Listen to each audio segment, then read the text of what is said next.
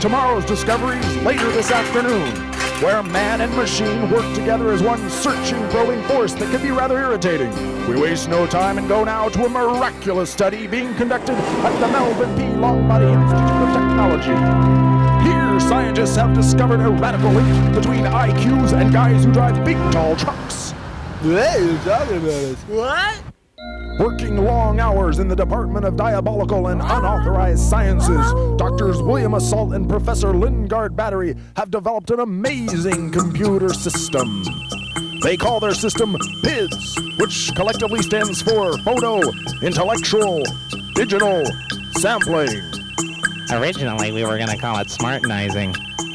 Then we decided not to. That's true, I was there. Then, using their PIDS system, Assault and Battery were then able to create this dramatic computer model. Notice how as the truck rises, the IQ drops. As the truck lowers, the IQ returns to normal. I guess it's like Pascal says, there's no figuring out science. And now on to Hooray for Ordinary Objects.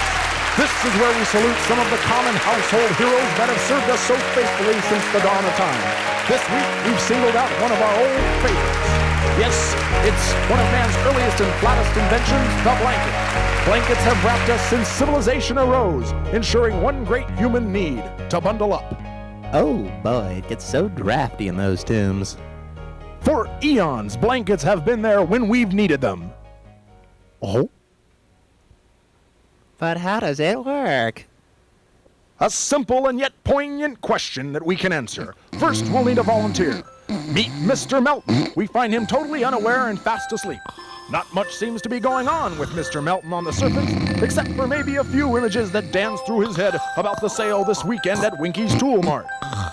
Mrs. Melton, on her way out, dropped a blanket over Mr. Melton, bless her heart, and now, with the aid of foodoscopic scanning, we can see the dinner that he had this evening. Notice the rising heat. This heat will be insulated by the blanket that she covered him with, keeping all the heat molecules trapped inside. What's going on here? Ow, ow, ow. Move it. Come on. Melton remains completely unaware of this, and eventually all the heat molecules will escape. Bye. Yeah, gotta get out of here. Whoa, I'm hot. Get out of here. Oh, isn't that amazing? Boo! Well, how about this then? Unsung Heroes of Nature. This is where we point out creatures who have long been disliked by man. Mainly snakes, bats, and spiders. These creatures actually do us a tremendous service by eating tons of bugs every day. So, to combat this, they have united and incorporated to better their image. Good morning, bats, snakes, and spiders, please hold. Good morning, bats, snakes, and spiders, please hold. And finally, we move on to the Gala Institute of Agoraphobia, where large and ponderous questions are now being calculated by brilliant minds. Here, scientists, using the world's smallest supercomputer, have recalculated Einstein's theory of relativity as if he had listened to bagpipe music. Here we see 1 molecule of Fresnonium. If we add 1 molecule of bagpipe music, we can see the dramatic effects it will have.